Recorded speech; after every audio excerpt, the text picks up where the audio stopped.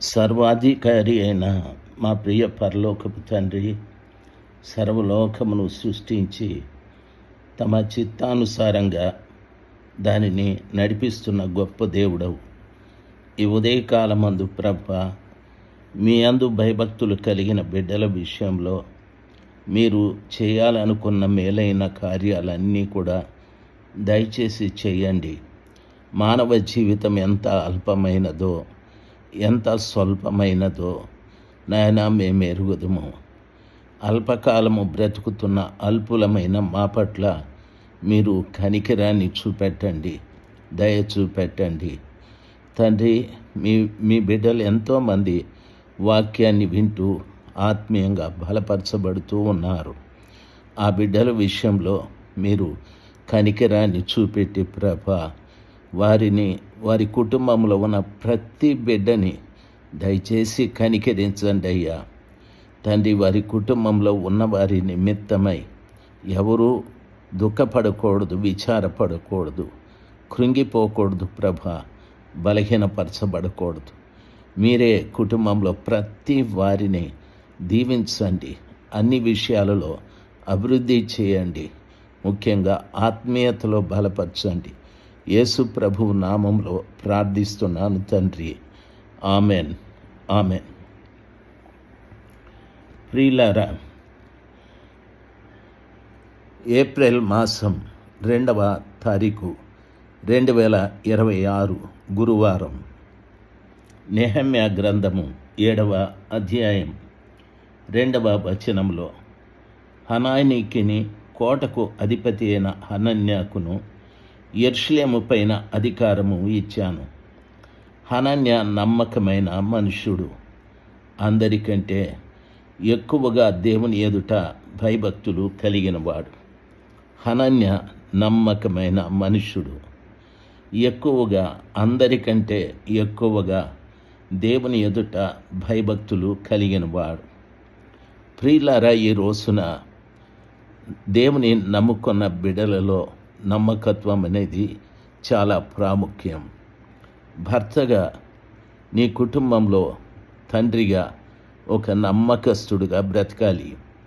భార్యగా నీ భర్త ఎదుట, పిల్లల ఎదుట నమ్మకస్తురాలుగా బ్రతకాలి. కుటుంబం అంతా కూడా దేవుని ఎదుట నమ్మకంగా బ్రతకాలి.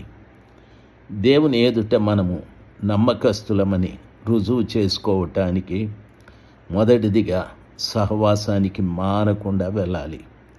సహవాసంలో జరిగే ప్రతి కార్యక్రమానికి మనము మంచిగా హాజరు కావాలి. అంతేకాకుండా సహవాసంలో వెళుతూ సంఘంలో జరిగే ప్రతి కార్యక్రమానికి మనము సహకరిస్తూ సహాయము చేస్తూ ఉండాలి. సంఘం కొరకు, తరువాత మీరున్న పట్టణంలోని ప్రజల కొరకు, అధికారుల కొరకు ప్రార్థించాలి. మీరున్న దేశం కొరకు, దేశ నాయకుల కొరకు, పరిపాలకుల కొరకు, ప్రభుల కొరకు, రాజుల కొరకు ప్రార్థన చేయాలి. ఈ విషయంలో కూడా మనము నమ్మకంగా ఉండాలి. ఎంతసేపు మన కోసం, మన అక్కరల కోసం, మన ఆరోగ్యము, మన పరిస్థితుల కోసం కాదు.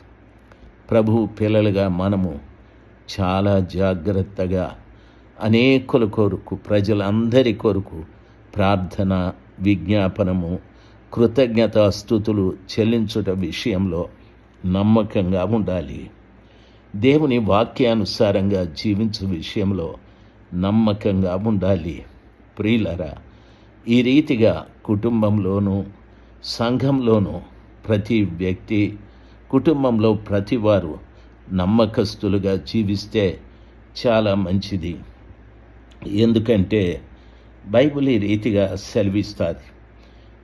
మొదటి సమూయేలు గ్రంథము 12వ అధ్యాయము 24వ వచనం, ఆయన మీ కొరకు ఎన్ని గొప్ప కార్యములను చేసెనో అది మీరు తలంచుకొని, మీరు యెహోవా యందు భయభక్తులు కలిగి నిష్కపటులై పూర్ణ హృదయముతో ఆయనను సేవించుట ఆవశ్యకము అని చెప్పాడు.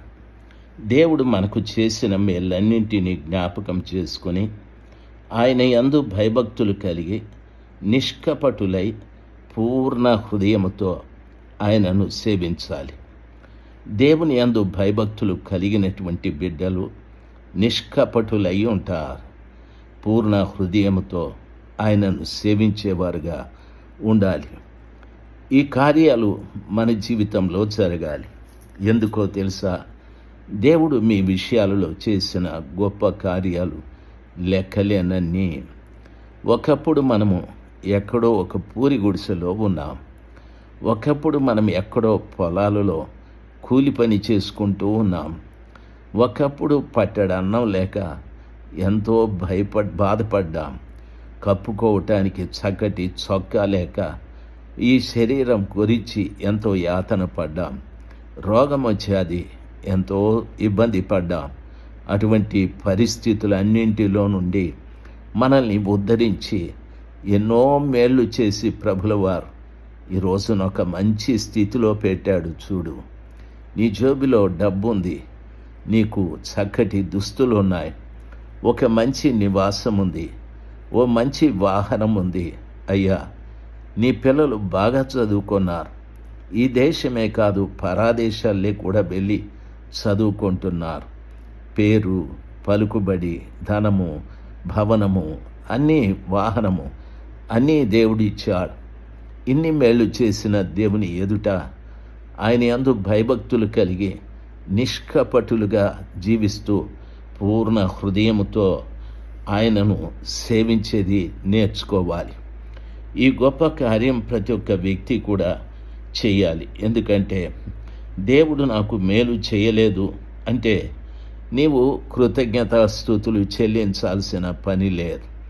దేవుడు మేలు చేశాడంటే ఆయన యందు భయభక్తులు కలిగి నిష్కపటులుగా బ్రతుకుతూ ఆయన్ను సేవించాలి.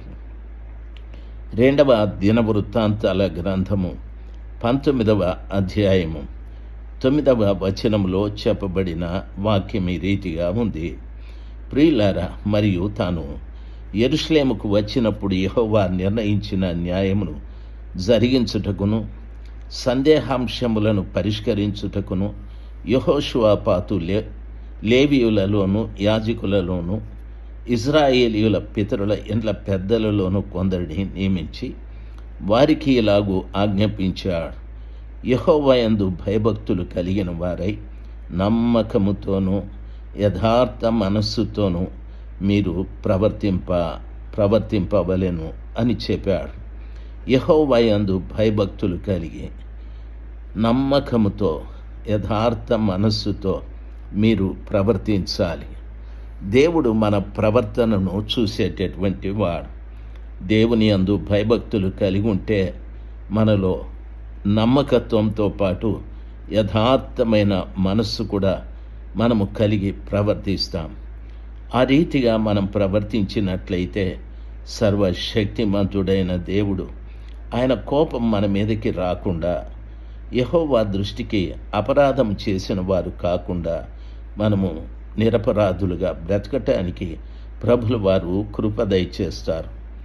దేవుని పిల్లలు యెహోవా దృష్టికి ప్రియులారా, కీర్తన 15:4 చదువుకుంటే అతని దృష్టికి నీచుడు, అసహ్యుడు. అతడు యెహోవా యందు భయభక్తులు కలవారిని సన్మానించును. అతడు ప్రమాణము చేయగా నష్టము కలిగినను మాట తప్పుడు అని అంటాడు. అంటే ఈ కీర్తన 15వ అధ్యాయములో దేవుని గుడారములో అతిథిగా ఉండదగిన వాడెవడు, ఆయన పరిశుద్ధ పర్వతం మీద నివసింపదగిన వాడెవడు అని చెప్పి యథార్థమైన ప్రవర్తన కలిగి నీతిని అనుసరించుచు హృదయపూర్వకంగా నిజము చెప్పువాడు, అట్టివాడు నాలుకతో కొండెంలాడడు, తన చెలికానికి కీడు చేయడు, తన పొరుగువాని మీద నిందమోపడు. అతని దృష్టికి నీచుడు, అసహ్యుడు. అతడు యెహోవా యందు భయభక్తులు కలవారిని సన్మానిస్తాడు. అతడు ప్రమాణము చేయగా నష్టము కలిగినను మాట తప్పుడు అని వాక్యము సెలవిస్తాది. దేవుని గుడారములో నివసింప తగినటువంటి వాడు ఇటువంటి గుణాలు కలిగి ఉంటాడు. యెహోవా యందు భయభక్తులు కలిగిన వారిని సన్మానిస్తూ అతడు ప్రమాణం చేస్తే మాట తప్పకుండా జీవిస్తాడని వాక్యము సెలవిస్తుంది. ప్రియులారా, దేవుని యందు భయభక్తులు కలిగి ఉండుట నిజంగానే ఎంతో ఆశీర్వాదం. బైబిల్ ఈ రీతిగా సెలవిస్తుంది. సామెతల గ్రంథము 10వ అధ్యాయం 27వ వచనంలో, యెహోవా యందు భయభక్తులు కలిగి ఉండుట దీర్ఘాయువునకు కారణం, భక్తిహీనుల ఆయుష్ తక్కువైపోతుంది అని చెప్పాడు. ఒక వ్యక్తి దీర్ఘాయుష్ కలిగి జీవించాలి అంటే మంచి ఆరోగ్యం కావాలి. మంచి ఆరోగ్యం కావాలి అంటే యెహోవా యందు భయభక్తులు కలిగి ఉండాలి. ఆ రీతిగా భయభక్తులు కలిగి ఉంటే దీర్ఘ ఆయుష్ను ఆ కృపగల దేవుడు ప్రసాదిస్తాడు. అంతేకాదు, భక్తిహీనుల ఆశ తక్కువైపోతుంది అని చెప్పాడు. కాబట్టి దేవుని యందు భయభక్తులు కలిగి ఉండాలి. ఇక్కడ హనన్య నమ్మకమైన వాడును, అందరికంటే ఎక్కువగా యెహోవా యందు భయభక్తులు కలిగిన వాడై ఉన్నాడని వాక్యము సెలవిస్తుంది. అయ్యా, అమ్మగారు, ఆలోచించాలి. ఒకవేళ మీరు కూడా యెహోవా యందు ఎక్కువగా భయభక్తులు కలిగి జీవించాలి అని ఉంటే దానికి పరిణామం ఏమిటో వివరంగా వాక్యము ద్వారా తెలుసుకున్నాం. ఆ రీతిగా మీరు మార్పు చెంది దేవుని యందు నిత్యము భయభక్తులు కలిగి జీవింతురు గాక. Amen, amen. దేవుడు మిమ్మల్ని దీవించుగాక. ఆమెన్.